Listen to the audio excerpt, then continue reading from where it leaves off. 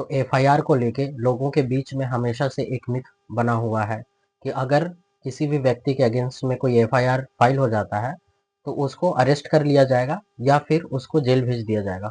But actual में ऐसा नहीं होता है। अगर आपके अगेंस्ट में कोई भी एफआईआर फाइल होता है तो आप डरे ना, घबराए ना, 1 से 2 दिन का टाइम लें और अपने किसी भी जान पहचान के व्यक्ति को उस पुलिस स्टेशन में भेजें ताकि पता लग सके कि जो आपके अगेंस्ट में एफआईआर हुआ है उसमें कौन कौन से सेक्शंस उस पुलिस ने आपके अगेंस्ट में लगाया हुआ है। ज़्यादातर केसेस में ऐसा देखा गया है कि जो पुलिस वाले होते हैं या फिर आईओ होता है वो इन सब चीज़ों को बताने से इनकार कर देता है, डिनाई कर देता है।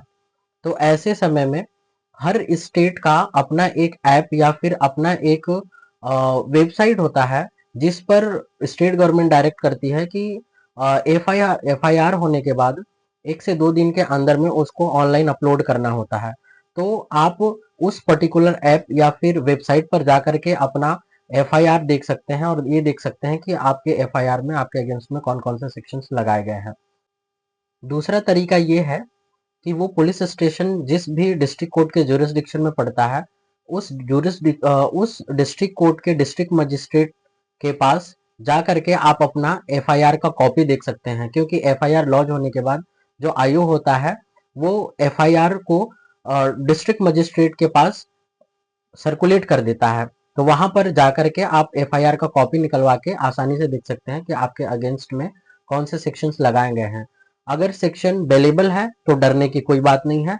बेलेबल सेक्शन ऐसे सेक्शन होते हैं जो लेस सीरियस क्राइम होते हैं, जैसे कि सिंपल हर्ट हो गया, पब्लिक न्यूसेंस हो गया, असॉल्ट हो गया। ये छोटे केसेस होते हैं, इसमें क्या होता है कि बेल आपका राइट होता है। और दूसरा होता है non bailable section. Non bailable sections वो होते हैं जो सीवियर क्राइम होते हैं, जैसे कि रेप हो गया, मर्डर हो गया, किडनैपिंग हो गया, अबडक्शन हो गया। ऐसे ऐसे जो सेक्शंस होते हैं, ऐसे जो क्राइम होते हैं वो नॉन बेलेबल होते हैं। बट ऐसा नहीं है कि आपको नॉन बेलेबल सेक्शंस लगाने के बाद आपको जेल जाना पड़ेगा ही। इसके पहले भी आपके पास 2 रेमेडीज बचते हैं।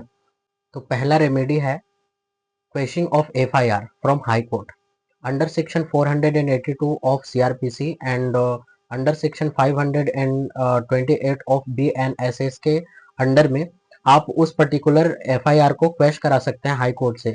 दूसरा होता है anticipatory bell under section 438 of CRPC and under section 482 of BNSS के अंडर में आप एंटिसिपेटरी बेल के लिए अप्लाई कर सकते हैं।